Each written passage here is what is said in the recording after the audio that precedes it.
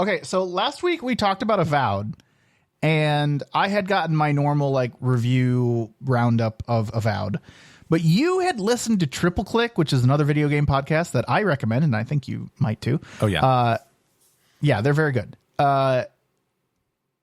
I went and listened to their Avowed episode since we recorded last time, and they were much more like up on Avowed. Like they really they liked it. I don't know, talked it up a lot. And I understand why you wanted to talk about it last week now, because after hearing them talk about it, I'm just like, oh yeah, all right, I could be into this game. Yeah, I mean, it sounds, when they talk about it, it sounds like a cool game. And I don't know if they're coming at it from I don't know, we should like games because they're art, but like I've heard some of their other things. Like they just did one on Monster Hunter Wilds, and like they were not like effusive about it, but they were, positive generally. But I don't know. I liked their Avowed coverage, and it made me want to play it. It's on Game Pass, I think, right? It's on Game Pass. That's the thing. Like I should just go try it. I don't really have time for it because we've got a lot of other things going on, and I've actually been playing a lot of video games lately. But I have time for it. I just am not going to allocate time to it. Yeah. How's that? Fair.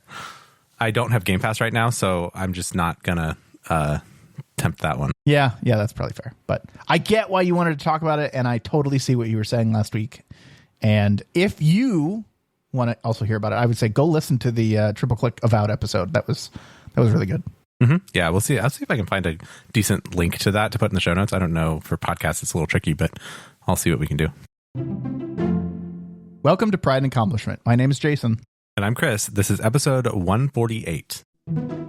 Jason, I'm very excited about an announcement that came out, I think, this past week. It's got me very looking forward to a release of a game, which doesn't happen all that often. And we've already gone through our releases for the year, and this wasn't on it because it wasn't announced. So I have a revision to make. I'd like to add this game to my most anticipated, perhaps replacing Civ 7. Okay, after Civ 7 has come out. All right, after Civ 7 has come out, and I've decided that I'm probably not going to play it this year. I should just make a substitution to this game, which I will play this year, which is Tony Hawk's Pro Skater 3 and 4. I have to say I'm very surprised by this. Why? I don't know. I played, I think, Tony Hawk Pro Skater 1 on the Nintendo 64. I think that's the one I played. Mm-hmm. And I played that enough and liked it enough, and then never played another one ever again. Like I didn't continue with the series. But it sounds like you have.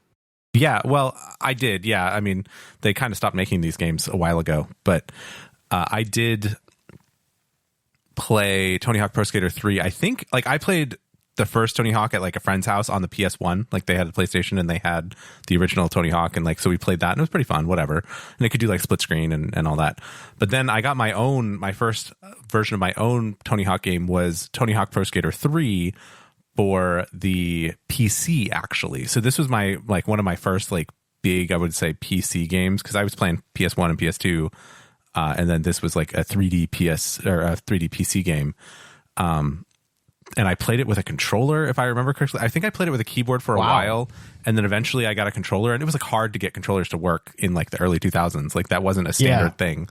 So I remember playing with a like Logitech, some controller that looked like an Xbox controller on my computer. And that was like a big deal for me. And I played a lot of Tony Hawk Pro Skater 3. So they're coming out with a remake of it, just like they did with 1 and 2 a year or two ago. And I bought it when it came out, when the first collection came out, and it was on the Epic Game Store. Like I bought it on Epic and then played it on Epic for a little while when it first came out. So that was how dedicated I was to that release. This time it's coming to Steam directly. So that's a good thing. It's also coming to PlayStation and things. Also coming to Game Pass. I will try it if it comes out before my Game Pass expires. I've never played it, so I have no idea. But the first bundle, the 1 and 2 remake, must have done so well that they're like, all right, let's keep going. I mean, it was really good. Like they did a really good job with it. They, I guess they've done the engine basically, although I think it's a different developer that's doing 3 and 4 versus 1 and 2. So it's a little bit different, but I really liked the levels there. They all had like little secret unlocks. There was one that was like in an airport, if I remember correctly, and it was really good. They had a pretty good soundtrack. Like they had, the one that sticks in my head was Motorhead's Ace of Spades, which is all over the place in like TV and stuff now. But like I don't know. That was the first time I had heard that song. I was like, oh, this is really cool. Do they make this for this, for this game? And like, no, they didn't. It's just a licensed song. But they do go to the effort when they do these remakes to get the songs again, which is really nice because like the songs are really a big part of the experience. So I'm really glad that they're doing this, and I am very excited to play Tony Hawk Pro Skater 3. I don't really care about Tony Hawk Pro Skater 4. People are mad about Tony Hawk Pro Skater 4 because they've said that they're going to change it to like being the standard kind of Tony Hawk 2-minute timed thing for the campaign instead of there was like a whole like campaign in 4. It was like some like semi-open world thing. I don't know. It was weird. So people are mad about that, but I don't care about that because I like the 2-minute thing. So anyway, so I'm excited about that. And it is coming to Game Pass, and I don't have Game Pass right now. It comes out in July, I think mid-July. And it might get me to either sign up for Game Pass for a couple months or just buy this game. Because it's also on like Battle.net. It's not like Blizzard because it's Activision. So it's in the Activision Blizzard family. Oh, okay. And if you pre-order it now, you get 2 levels, like a demo that you can play, which I'm tempted to do. You don't need it now. Don't pre-order. I don't need it now. This is it's interesting that well, I guess the part that's kind of sticking out to me is that if this was the first one that's good, the Tony Hawk Pro Skater 1 or 2 that was getting released, I'd have been like, is this nostalgia or is it something that you actually think you'll enjoy? And since you've already had that experience, and I think I remember you put at least a decent amount of time into 1 and 2. You can almost confirm that this is not nostalgia. This is a good game that you're gonna like.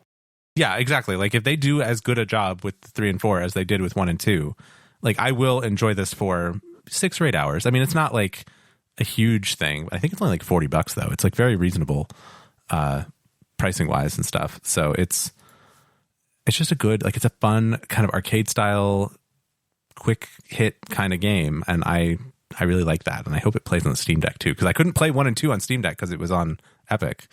So maybe I'll have to get this one on Steam and then do that. Okay, well, July, I'll still have my Game Pass in July, so I'll try it. Oh, it's $50. Oof.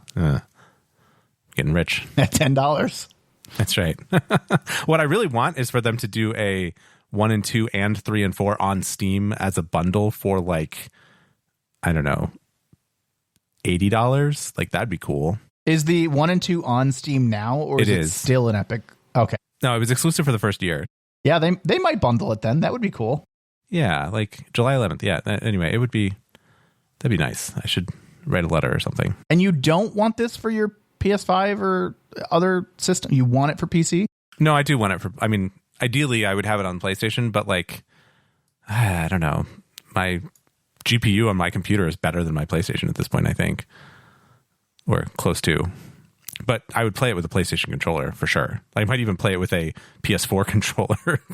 Because it's closer to the old school controller experience. But I think I played 1 and 2 with my PS5 controller, and it was good. Okay. I'll allow the substitution. This seems reasonable. It's a better game. Well, for me, it's a better game. A couple episodes, we talked about the computer I was getting. Yep. It took a little longer to get here than I anticipated, and I was... whatever, worked through some of that, but I have it now. I'm talking to you on my new computer. I have been playing it for a week or 2 now, and it's everything I ever wanted. It's great. It's awesome. It's perfect. I don't want to rub it in too much, and if you want the specifics, go listen to the episode we recorded a while ago. But I just want to say, like, it doesn't dramatically change the gaming experience to have a brand new, like, system. But I think one of the first things that just kind of hit me was like, I logged into WoW, I cranked my graphics, and I stood around in like the main city, the main populated area. And before, I would struggle to get like 20 FPS with like medium graphics. And now my graphics are pumped, and I'm standing in there around that, and I'm, averaging 60, 70, 80 frames per second. And it just struck me like how much of I don't want to call it a better experience, but how less disruptive of an experience I had.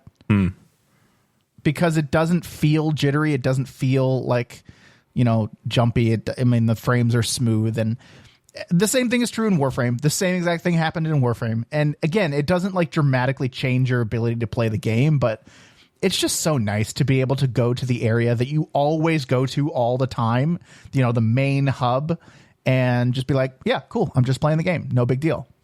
Yeah, that's pretty nice. You sent me a note and you're like, I don't want to rub it in, but also this is really nice. And I was like, yeah, I could see where that would be the case. I actually fiddled with my graphics settings to try to like lower the quality to try to up the frame rate.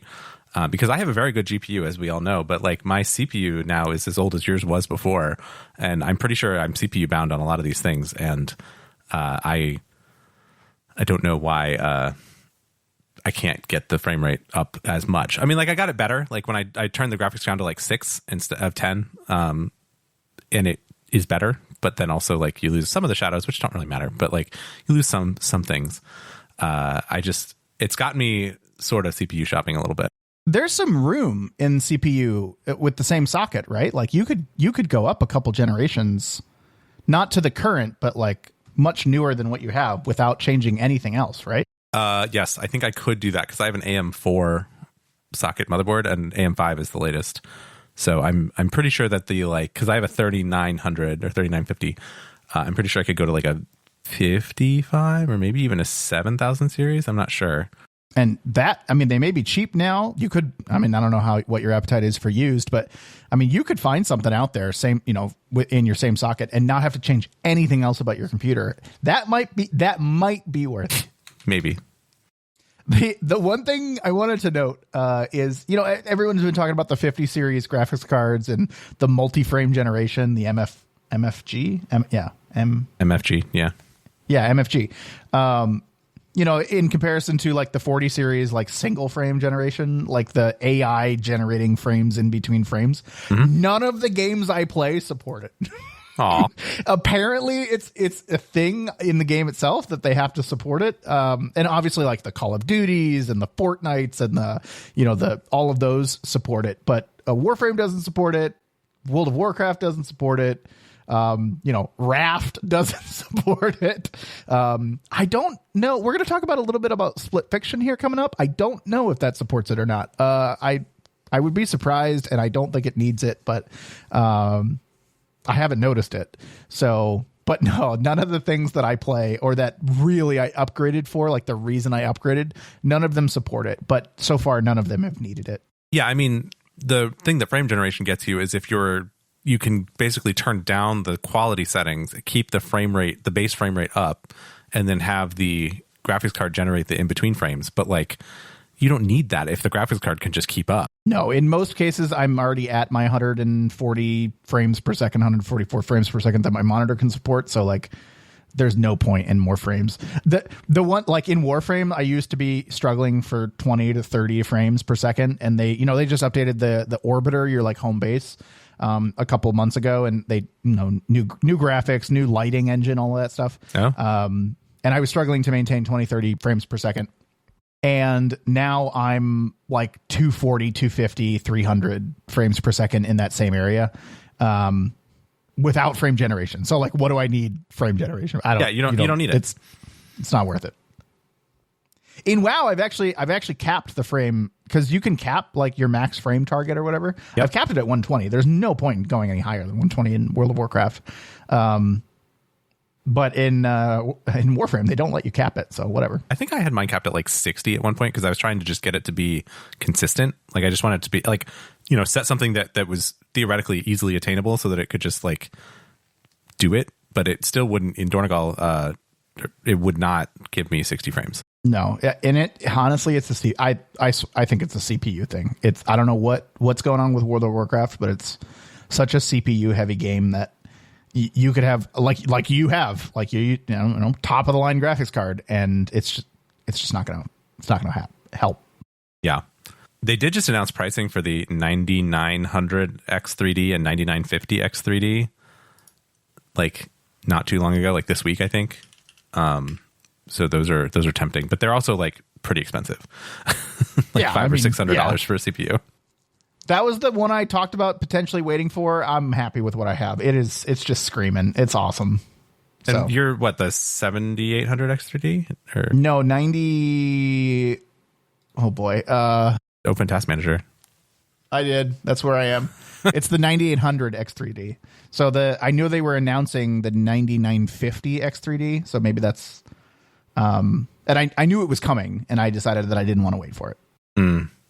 Yeah. The 9900 and 9950 have 12 and 16 cores, which are a little overkill. Yeah. Anyway, I love it. I'm happy with it. I'm my old one's sitting right behind me. It's, still there. Maybe it'll run a Factorial server and heat the house, but and I don't have any intention of getting rid of it. I like kind of having a backup. I like having a second. It's nice to have another one laying around that's fully functional, in my opinion. I tend to find a use for it. So no, I'm really happy with this upgrade. I'm really happy I did it, and I don't know. It was the right time for me.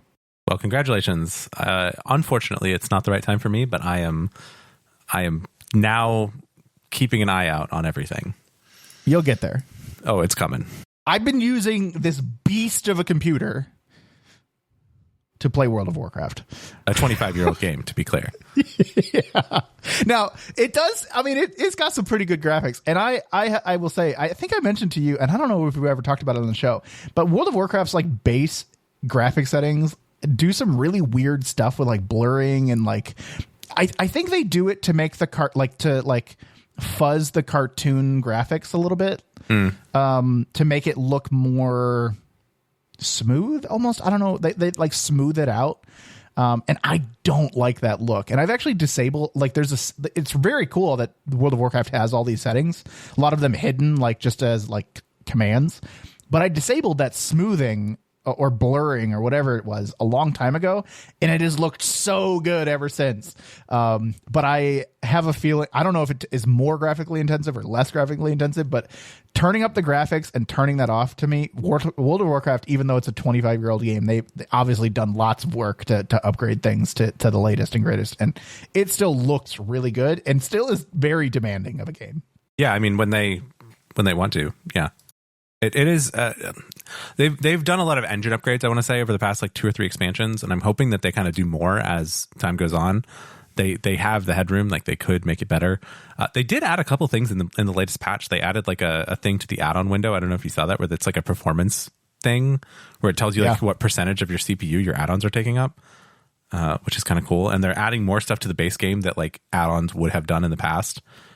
So that's been nice. We were talking yesterday about Raider IO as an add-on that you don't really need anymore because they put the kind of scoring system into the game, and so they're getting there. I have faith that by the time they're done with this kind of trilogy of expansions they're working on right now, that it's going to be really good. Yes, this is so far off subject, but you brought it up, so I'm gonna just 10 seconds on it.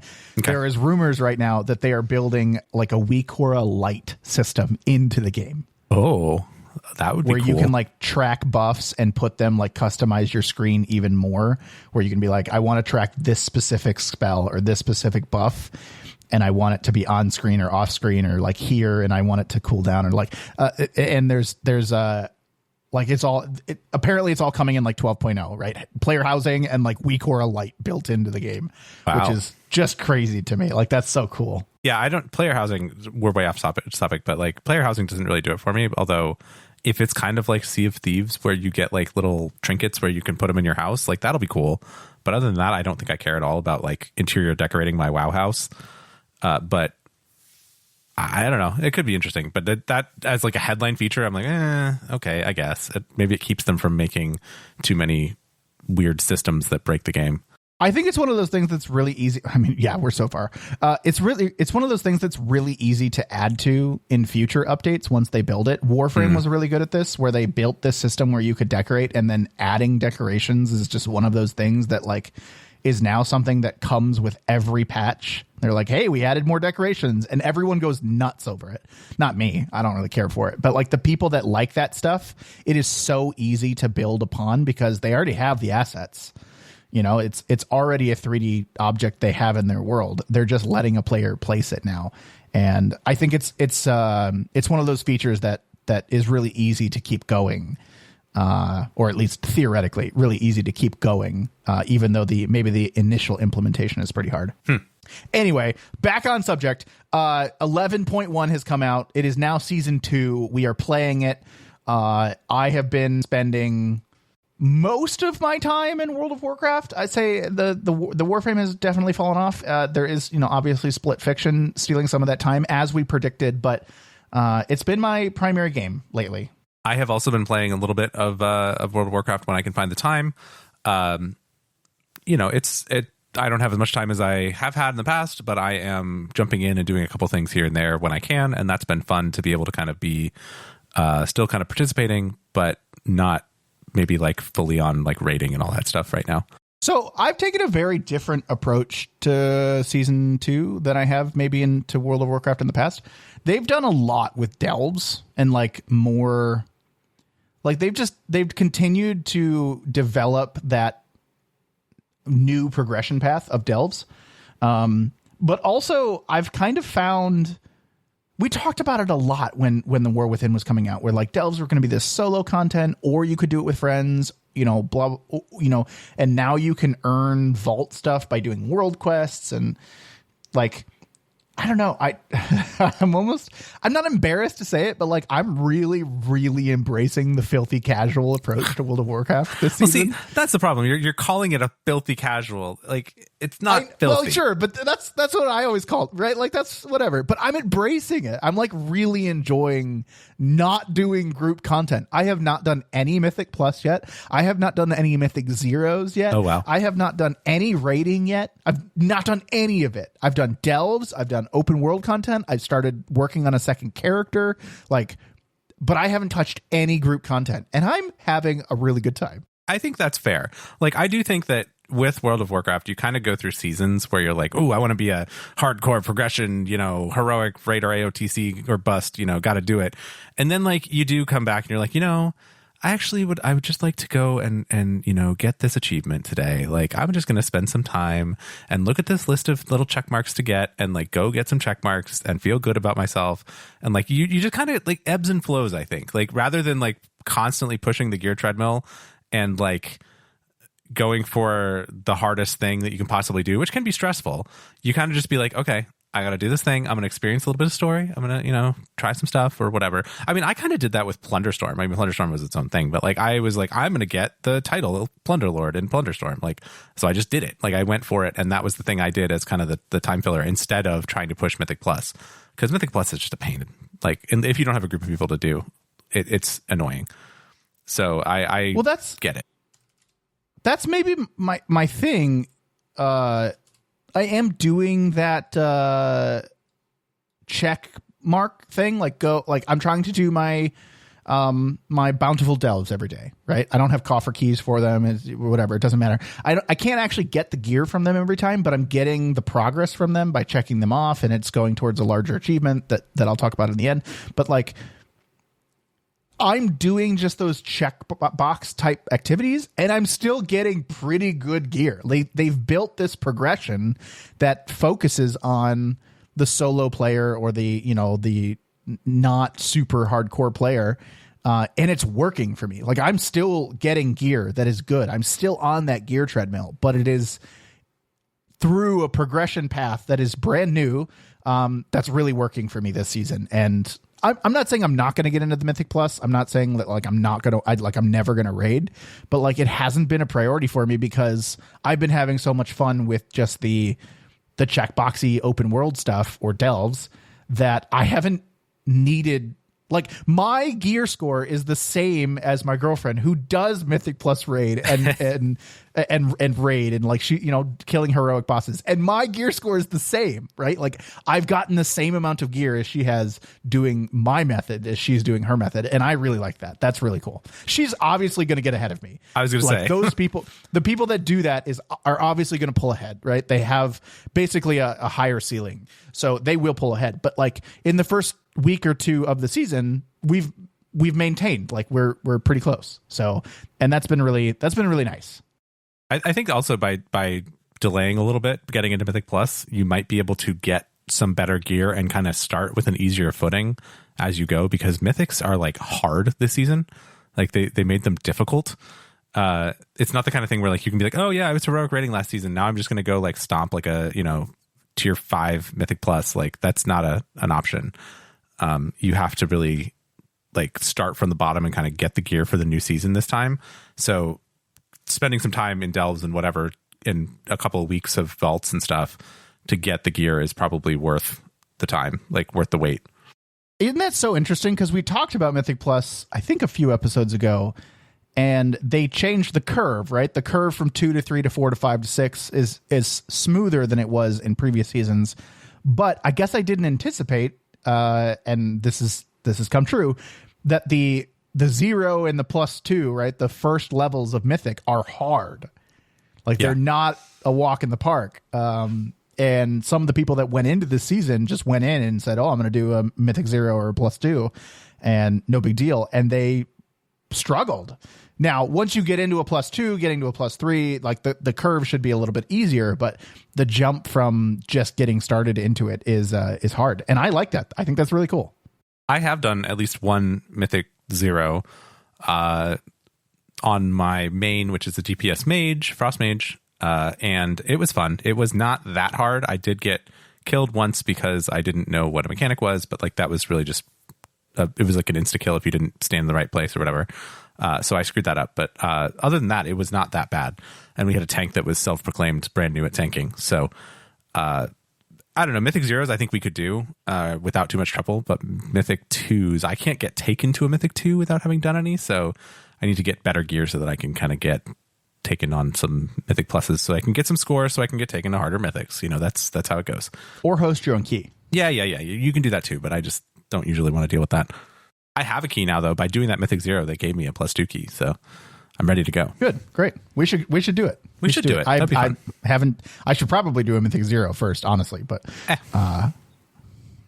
my gear's good enough. I think I'm there, like to do a Mythic. So it certainly wasn't at the start of the season. So.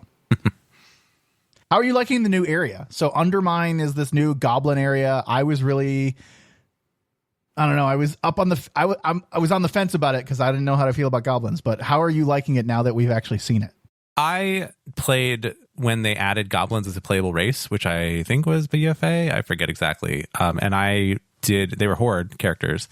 And I enjoyed them then. Like they had a cool little starting area for the goblins.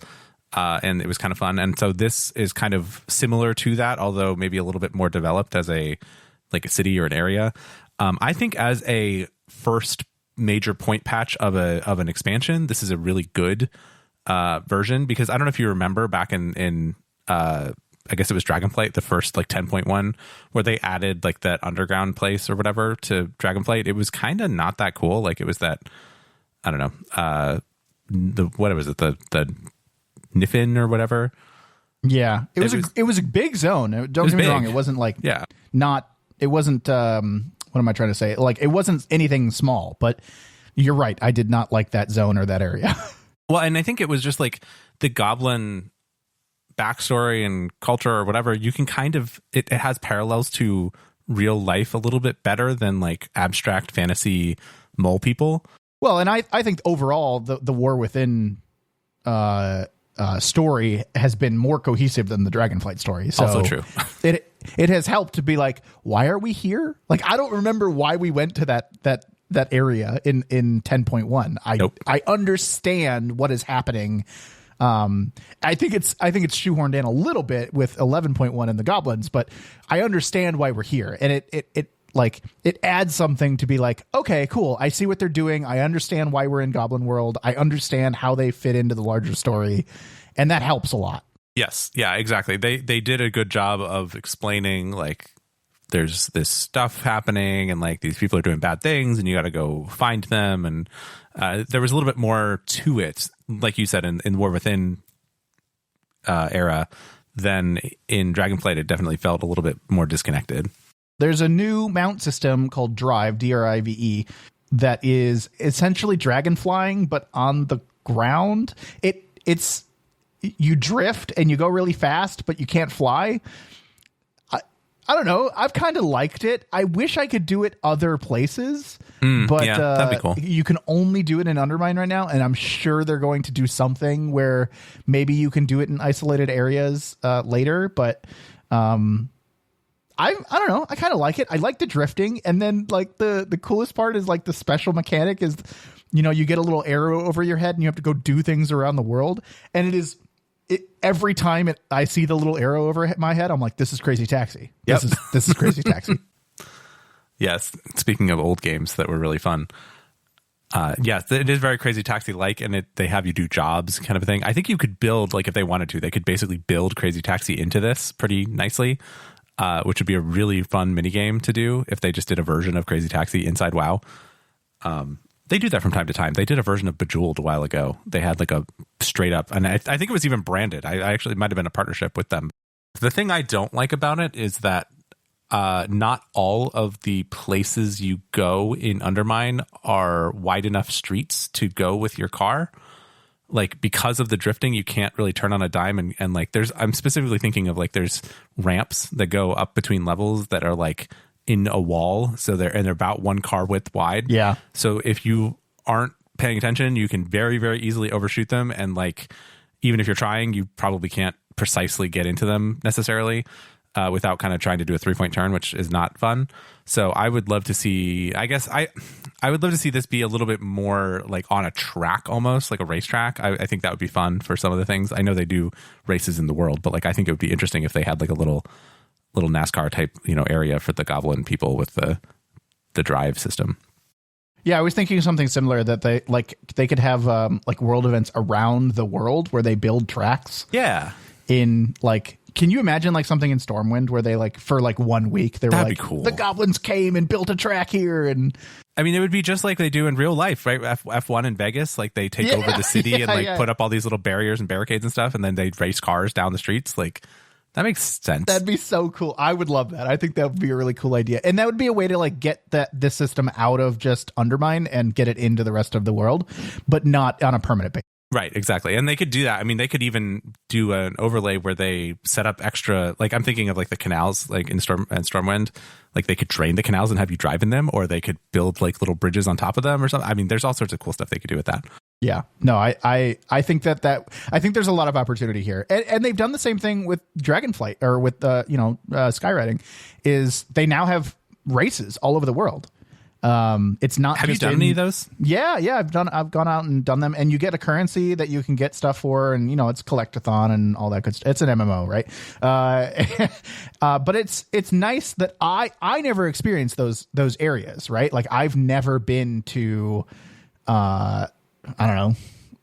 Everyone always talks about the Badland. What is it? Badlands is a place.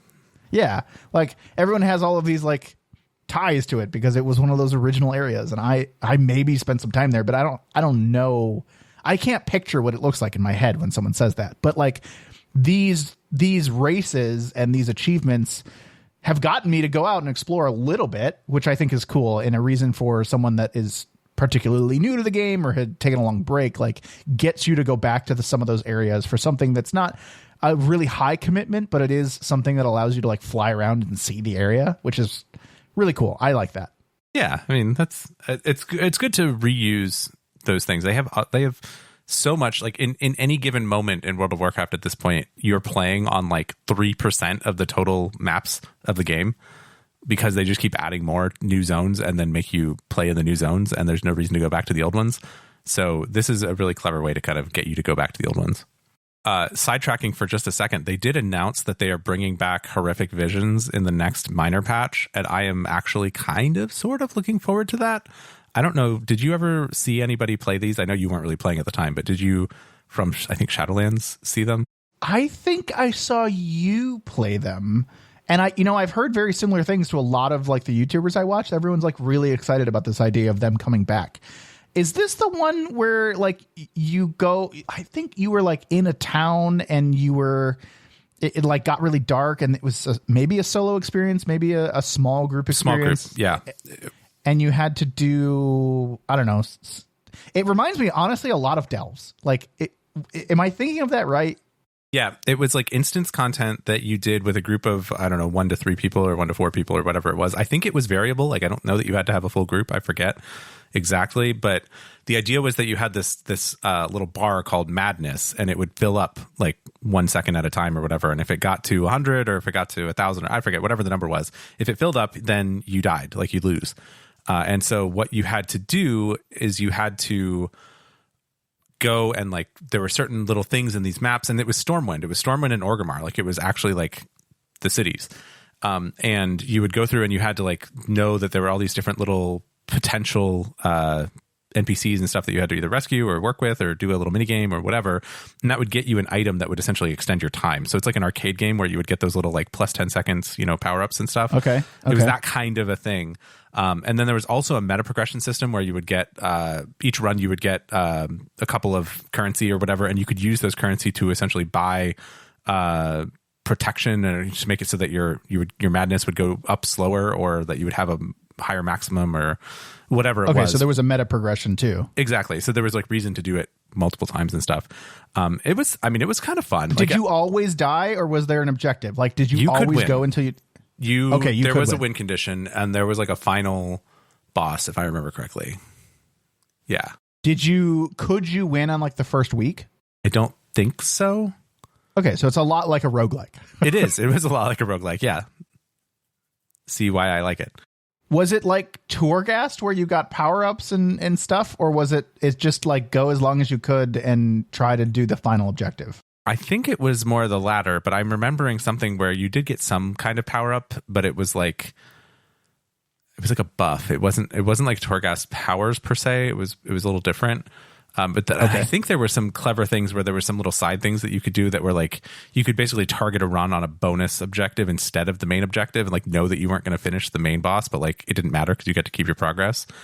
I might be totally misremembering all this, but I remember it being kind of fun, and it had like difficulty levels and stuff, and it got really hard. But I like this. I mean, you're not the only one that I've heard that is excited by this, and I never experienced it, but this just, I don't know. This goes back to my thing. Like, first of all, reusing content like this is perfect, right? Clever. It hasn't been around for what, 4-6 years? Something like that. Two expansions, 3 expansions. So like, that's perfect. And 2, like, again, the pace of content, I think this is coming in 11.1.5, right? Mm-hmm. So just a few months, like 2-3 months. Which is, I don't know, that's just wild to me. That's so cool. And I'm excited. It sounds a lot like Delves. It sounds like something I could log on and do myself, or you and I could log on together and do together. And it doesn't matter. Like, it's fine either way. And I don't know. I'm starting to become very excited about those kinds of things. Yeah. You're getting into the solo life of a WoW player. Like, yeah, it's a solo MMO. Yeah. Okay. Last thing. I think I talked about this last time, but I'm really enjoying having something to chase that isn't gear. And I think a lot of people play World of Warcraft like this. And I've just finally found my thing. A lot of people go after transmog. A lot of people go after mounts, like collecting all the mounts. A lot of people go after achievement hunting. And that is honestly something I do in Guild Wars 2. I go after achievement hunting. Mm-hmm. In Warframe, I'm a collector. I try to get, everyone tries to get, but I specifically am really, interested in collecting all the Warframes and all the weapons. And, but I have never had a non-gear related goal in World of Warcraft, and I do now. Oh. These new login screens are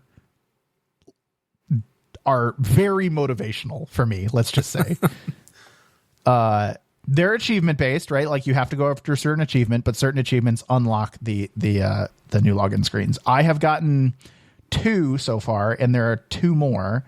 You get 1 for free, right? And just everyone has 1. And then there were 2 more that I could unlock or have unlocked already, which were pretty easy. They were just, simple collection or whatever, like really easy achievements.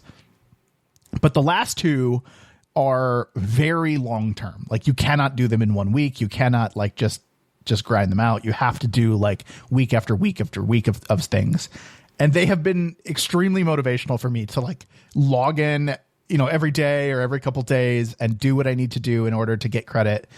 and keep playing because I feel like it's finally an achievement that I actually notice. Okay. I always use the same mount.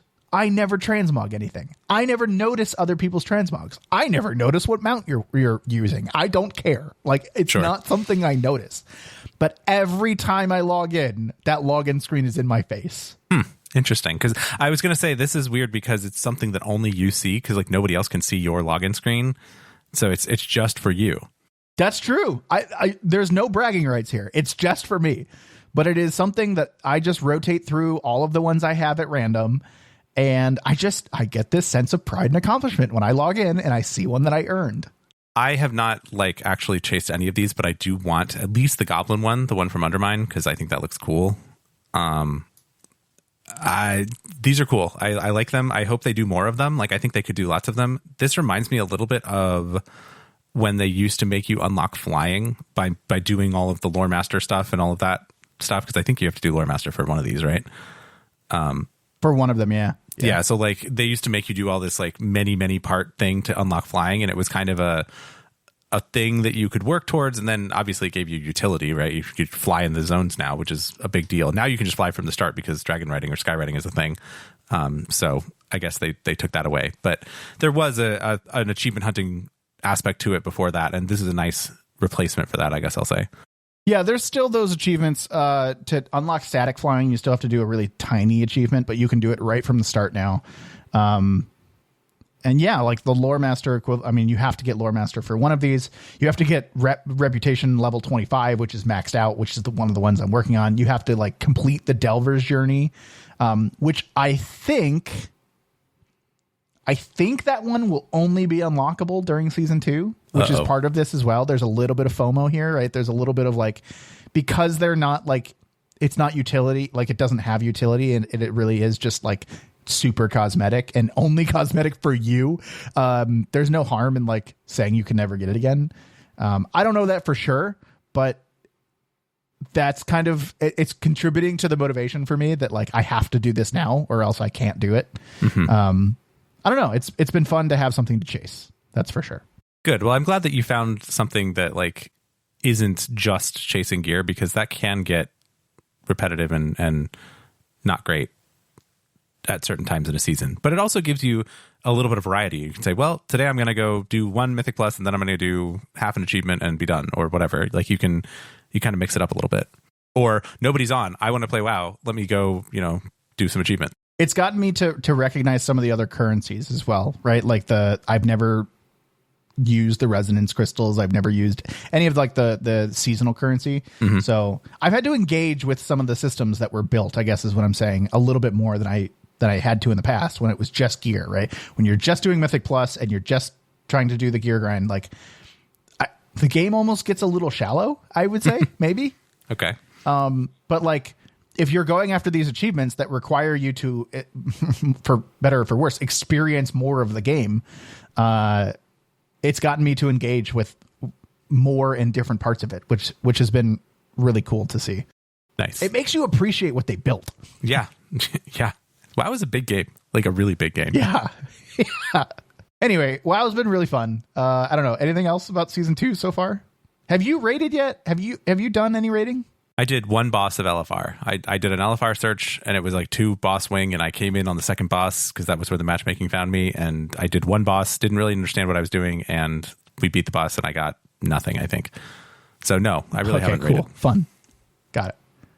I have not either. I haven't touched it, so I'll get there. We'll maybe we'll update again when we get some of those under our wing.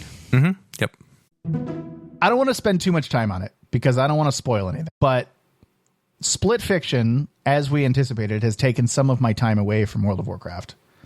And every moment I've spent on it has been an absolute joy. Good. Glad to hear that. It has been everything I hoped for. It has been absolutely stunningly perfect. I have laughed out loud so many times. I have said that is so cool out loud so many times. I've been in awe. I've been saddened. I've felt emotion. Like, it's just everything I wanted. The story is more more compelling to me than It Takes Two was. It Takes Two story was good, but it's tongue in cheek, right? It was almost kind of not. I don't know. It just didn't feel authentic. I don't know. Yeah, kind of, right? But this one is. I think they said, if It Takes Two was about love and collaboration, this one is about friendship. And just the story is so different, right? It's so much more relatable, maybe. Okay. It's just doing really good things for the story, I think. I'm really into it. And that's only like a piece of it. The gameplay is spectacular. I don't want to spoil anything. I don't want to talk about any specifics because playing and experience the game is most of the fun. And playing it for the first time and really getting to experience things with someone is what the game is all about. So I wish I could give a more full in-depth like review of it, but I really don't want to say that. I appreciate that. I actually watched a review. I started watching a review and I said, nope, I'm out. I'm done. I can't do it. I can't watch this. I have one question that's not related to the content of the gameplay and the story, but like, is the graphical engine upgraded and looks as good as it seems to look in the trailers? Like, does it look better than It Takes Two? Yes. It Takes Two's people, faces, whatnot, were not very good. Like the human faces were pretty bad. But the claymation stuff, right? The when you were actually playing as the people were really good, but easier to do. The people, they've definitely backed off trying to make them look real, and they definitely look a little cartoony. Like they've backed away from that uncanny valley, I think, a little bit. And it's worked. It's great. The motion in the face, the facial movements, the look of it all looks very good. I'm very happy with it. Doesn't take it away from anything at all. And I don't want to say the graphics are better. Like, I don't think that I noticed that it's better looking, but the scenes are definitely more intense. How's that? Like larger, okay. See further, more things happening on screen, but not necessarily better graphics. Okay. And you're playing on PC, I mean, with your fancy new computer also. Yes. Gotcha. If I was going to get this game, I would get it on PS5 because that's what I did with It Takes Two, because it, for me, is a couch TV game, more so than a play on the computer game. But I know your situation is different because you're playing online with people. I'm playing probably on the couch with my wife. So that would be, I would go for the PlayStation on that one. Yeah, and that would be great. I would love that. But no, I like that I can like do this, and I love that you always see both people's screens, even if you're not like sitting next to each other, right? Like it's split screen no matter what, which is really cool. Right. I really like how they do that. Really clever way to do it. Yeah. And a lot of the camera work, like they've gotten much better at the camera work on like combining things together and then separating your screens and like, it's so good. It's such a well-made game, and I'm so happy that this has come out as good as It Takes Two, if not better. I have not finished it yet, but I dare to say that this game is already better than It Takes Two. Okay. Well, I'm glad to hear that because I will play it at some point. Not right now, but at some point in the future. My only warning about this game is that it is definitely, I mean, I think you and I had kind of discussed it when we saw some of the trailers, but after playing it, definitely mechanically harder than It Takes Two. There is, there is some actually like twin stick shooting and aiming, and like, it's all third person, but there's the timing is a little bit more difficult. The amount of times that you are racing away from something, whether it be, racing up or racing side scrolling, or is more, it seems like much more of a prominent like mechanic. I wouldn't say it's hard by any stretch, but it is definitely harder than It Takes Two, which I thought It Takes Two was relatively easy. I think the mechanically harder for me is you have to be focused on more than one thing at a time. There are a couple of times where you have to be moving and shooting at the same time. Right. And that sometimes is a little difficult. but yeah, it's definitely, it's got a few of those moments where even us playing it we had to try a couple times. Like we had to make sure that we were doing it right and had it down before we could progress. Mm-hmm. I did see in the IGN review, they said that if you have to as a last resort, you can actually skip forward to the next checkpoint. So if something is too hard, you can kind of skip it. I don't know that you'd want to do that a lot, but if I know there was at least one boss battle in It Takes Two that was really, really hard for us. And if there had been a way to skip it after we had been doing it for 45 minutes, I think we probably would have. Yeah, that's a really cool feature. I didn't know about that. There may have been one instance so far that we would have done that with. Sometimes it's fun, to get the challenge, but you're right. 45 minutes is too hard or too long. I think there's one thing that took us 10 minutes. And it, a couple, maybe 15 or so tries. And we may have decided to use it in that case, but, that's true. If something is truly mechanically too hard, it is nice that feature exists. I will say the same feature that was in It Takes Two does also exist most of the time in Split Fiction, where if one of you survives, basically you don't reset. So as long as one of you is continuing to move forward or one of you is still alive, the other person can just revive. If both of you die at the same time, you reset to the last checkpoint. So there are a couple, the hardest parts that we've experienced so far are the parts where if one of you dies, you can't progress, right? You have to start over. But for most of the boss battles, for most of the other stuff, if at least one of you survives, you just continue forward and the other person comes back. Okay. Well, that's good. I mean, that was a good thing about It Takes Two in that as long as you keep somebody alive, you could keep going. So that's nice to say that they kept doing that.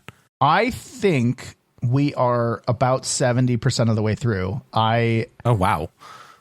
We have been this playing... game came out 3 days ago. Yeah. We've been playing I think we're about that far through. Notes seem to indicate that it's a 15 to 20 hour game. We've been putting in 4 to 5 hours a night. That math checks out. So I'm going to be really sad when we hit the end because it's going to be, I don't know. I'm going to have to, like we said, I'm going to have to wait until 2029 for another one, but it's been very great. And I don't look forward to it being over. Well, enjoy it while it lasts. I hope the ending sticks the landing, and I look forward to playing it someday. Okay, I have to get back to achievement hunting in World of Warcraft. I got to go do some delves. Got to do daily delves. There are daily bountiful delves that I have to do every day for some of this progression, for some of these achievements. So I've been trying to do that and log into Warframe every day and have time for Split Fiction. So I've been very busy lately. Oh boy. But no, it's been a lot of fun. It's been a lot of fun to get some time for me for video games lately. And I've had a very good couple of days focused on playing Split Fiction and World of Warcraft. So if you would like to do some delves, bountiful delves, get your restored coffer keys, play with us. Maybe we didn't note it during the show, but delves, definitely the scaling has been fixed for multiple people playing together. So it is actually kind of fun to do them together now. Chris and I did one together earlier today or yesterday, and they're fun. They're good. They used to not work at all when you play together, but now they're actually kind of good, and they get really good gear up to a certain level. So, you can hit us up, get in contact with us by joining our Discord, which you can get to at discord.pnapodcast.com. If you want to find any of our older episodes, read our show notes, you can visit our website at pnapodcast.com. That's P, the letter N, the letter A, podcast.com. If you're enjoying the show, we would love if you could share it with some others that might enjoy it as well. Thanks for listening. We'll talk to you next time. Jason, I got an email this past week from Nintendo, of all places, and it was not a offer to send me a free Switch 2. Okay. Not that it would have been. But it was an email about renewing my Nintendo Switch Online membership, which I still have paid for because of those game vouchers that I talk about every once in a while, every time I buy a new Switch game with the vouchers. Do you still have a pending game voucher? I think I have one. I do. Yes. That I don't know what I'm going to use it on. So I have to keep this subscription, right? Because they're only good for that. And I think they're only good for a year anyway. So I gotta find something to spend it on. So which I will. But they sent me the email and they were like, yeah, your thing's about to renew. And I looked at the email and was reminded that yet again, that Nintendo only charges $20 per year for their online service, which includes cloud save backups, which is really most of what I'm paying for at this point. And that it's only 20? Man, I thought it was 30. That's cheap. That 20, $19.99. That is the right price for something like this, if you're going to charge for it at all. Yeah. If Xbox Live or whatever, or PlayStation was $20 a year, that'd be so easy of a decision. Right. It's just like, I'm like, okay, thanks for letting me know. Like, $20, that's fine. Like, lets me play. It also gives you like the Nintendo and Super Nintendo little game libraries on the Switch if you ever find yourself wanting to play one of those, like, which is great. Maybe once or twice a year, I go boot up some Super Nintendo game and say, oh, cool, this is fun, and play it for like half an hour and then don't touch it again. Anyway, so that happened. But then at the same time, this past week, I also got wind of what the latest PlayStation Plus games are, and reminded myself of how ridiculous the PlayStation Plus pricing is now after their price hike, because they have their monthly games where you get like 2 games a month or 3 games a month or whatever. And right now, this month, they have a Sonic game, Sonic Colors, on the PS4, which I never played, but I do like a good Sonic game. And they also have Dragon Age: The Veilguard, which we talked about not too long ago, as a thing. And I just can't bring myself to pay for the $80 a year PlayStation Plus subscription. So how much is just 1 month? 1 month is $10. $10. Okay. So you have to be subscribed to play these games, even though like you claim them forever, you can play them whenever. You have to be subscribed to play them, right? Correct. Yes. So if you subscribed and claimed Veilguard this month and then didn't play it this month and had to resubscribe, you're already at $20. Yes. Which is the whole year of Nintendo. Mm-hmm. But you're already at $20 to play this game, and you can only play it for essentially a month. Yes. Veilguard has already been on sale for $35. I know, which is 3.5 months of PlayStation paying. Yes. And I'm sure it's going to go on sale for even less because I don't think it did as well as they wanted it to. So I don't know that I recommend this. I mean, maybe because the Sonic game is there too, but you're right. The pricing just, I guess they're giving away free games, which Nintendo will literally never do. But I don't know. That one doesn't work out for me. Yeah. Fun fact about the Sonic game. As recently as like 3 weeks ago, it was on sale for $12. So it's not really worth it. Yeah, no, that's why they're giving it away, right? Like Veilguard is also one of those ones that I think is prime Humble Monthly bait. That's true, because it's a AAA game that didn't do super well and they can just do that and recoup some. Yep. And I think it would like end of 2025. I almost guarantee it's going to be in Humble Monthly. Okay. All right. I'll take that and work with it and wait for that. This is good. This talked me out of spending too much money on PlayStation online services I'm not going to use. You don't need it. Listen, I'll tell you when it's worth it, and I don't think it's worth it in this. The Nintendo stuff, man, you're enticing me to go subscribe to Nintendo, and I don't even know where my Switch is. Right. Yeah, exactly. It's so cheap. It's just, anyway, it's so good. So good. Hey, how does getting back to Nintendo, I'm genuinely curious, wasn't there like a Mario Kart 8 like extra levels thing? How does that work with the online? Wasn't it like you get them for free or something if you have the online Nintendo Switch Online? Or yes, it was. You could buy them for like $25 or something as DLC, which I think I did before I was regularly subscribing. Or if you are a subscriber, you got the DLC pack while you were a subscriber. Got it. And that's still a thing as far as I know. That might be worth it for me for $20 for 1 year, because I'm never going to play it. Like, I'm only ever going to do it once. So right. But I had been last time I pulled my Switch out, I was using it on a plane, and I was doing the 3 gold trophies on 100cc on every cup, and I was working my way through that. So I would have to, once I finish that, maybe that's the right time to get the extra levels. Mm-hmm. Yeah, they're fun. I've played a few of them. They're good. They haven't announced a Mario Kart 9, have they? Like, they haven't technically announced a new one for the Switch 2 yet? They haven't officially named it Mario Kart 9, but like they showed a Mario Kart with I think 24 racers in the Switch 2 announcement trailer, which has to be a new-ish version of Mario Kart, because I don't think it's going to be Mario Kart 8 Triple Platinum Deluxe Edition, which is, you know, practically what they would have to go to now. Mario Kart 8 came out on the Wii U, let's all remember. Yeah. I bought it twice. Yeah. Okay, well, April 2nd is almost upon us. That's the day, right? I know. I'm so excited. We will talk about it once they do the Switch event. That will be that episode, I predict. I hope there's enough stuff to talk about for a whole episode.